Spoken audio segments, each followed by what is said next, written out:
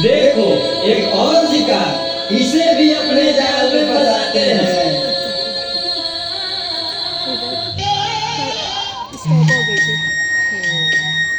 नादान लड़की, तुम मेरी जाल में पूरी तरह से फंस चुकी हो कि तुम मेरा शिकार हो चुकी हो, मेरा नया शिकार।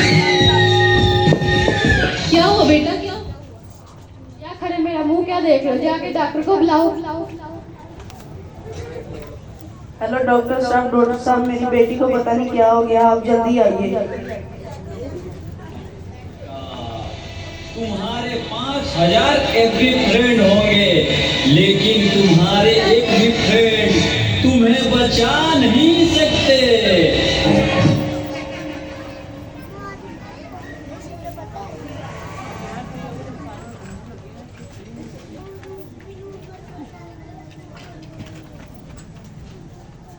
देखें, घबराने और परेशान होने वाली कोई बात नहीं है। सोशल मीडिया का ज़्यादा इस्तेमाल करने की वजह से आपकी बेटी की ये हालत हुई है। इस वक्त इसे सबसे ज़्यादा ज़रूरत आप दोनों की है। इसे ज़्यादा से ज़्यादा मोटिवेट करें ताकि वो अपने रेयर फ्रेंड के साथ ज़्यादा से ज़्यादा टाइम स्पेंड कर सकें। इस तरह वो जल्दी रिकवर हो सकती है।